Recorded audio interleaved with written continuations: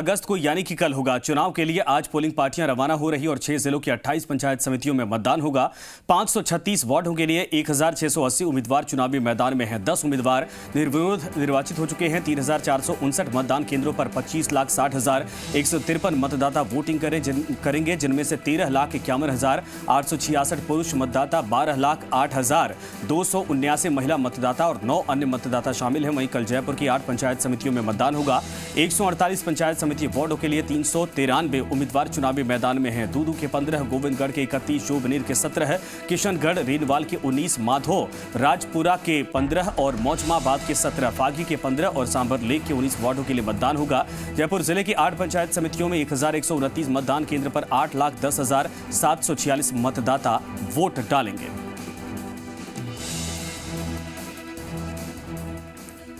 पंचायत चुनाव के दूसरे चरण के चुनाव रविवार को होंगे। चुनाव शांतिपूर्ण और निष्पक्ष संपन्न करवाए जा सकेंगे, इसके लिए पर्याप्त बंदोबस्त किए जा रहे। जिला कलेक्टर अंतर सिंह नेहरा खुद चुनाव से जुड़े प्रत्येक कार्य की मॉनिटरिंग कर रहे और नेहरा ने कहा कि मतदान टोलियों को पूर्ण प्रशिक्षण के बाद चुनाव करवाने के लिए रवाना किया गया है। साथ ही मतदान के दौरान सुरक्षा के पूर्ण बंदोबस्त किए गए। करीब 4,500 पुलिसकर्मियों का जाब्ता चुनाव के दौरान सुरक्षा के कमान संभालेगा। जिला कलेक्टर नेहरा ने हमारे संवाददाता से खास बातचीत की। जयपुर जिले की 8 पंचायत समितियों के 148 वार्डों में चुनाव होने हैं। इस वक्त हमारे साथ जिला कलेक्टर अंतर सिंह नेहरा है, उनसे जानते हैं कि क्या किस तरह के इंतजाम किए गए हैं और क्या है। सर, कल चुनाव होने हैं और किस तरह के इंतजाम है पोलिंग पार्टी रवाना करने? 8 पंचायत समितियों में कल चुनाव होगा, जिसमें से गोविंदगढ़ पंचायत समिति काफ़ी बड़ी है, जो लगभग 3 पंचायत समितियों के बराबर उसमें पोलिंग बूथ हैं।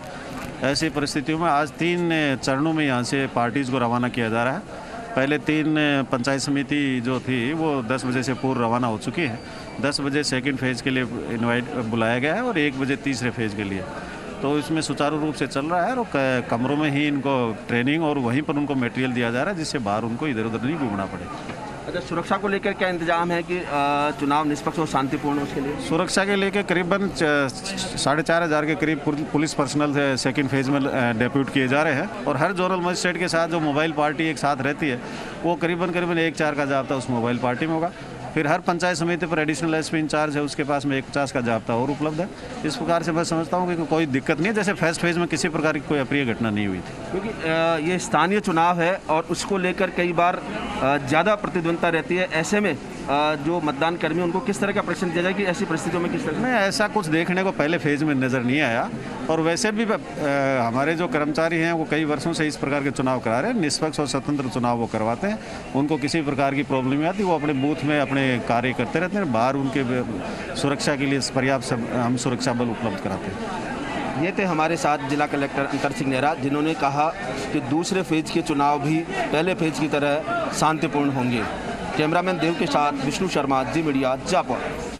प्रदेश में दूसरे दौर के पंचायत चुनाव रविवार को होंगे। जयपुर जिले की 8 पंचायत समितियों के 148 वार्डों के लिए मतदान होगा। मतदान से पहले आज शहर के भवानी निकेतन शिक्षण संस्थान से मतदान टोलियां रवाना की गई और रवानगी से पहले मतदान टोल कर्मियों को प्रशिक्षण दिया गया। प्रशिक्षण में कर्मचारियों को चुनाव के दौरान बरती जाने वाली सावधानियों के साथ वहां किए जाने वाले कार्यों का बारीकी से प्रशिक्षण दिया गया।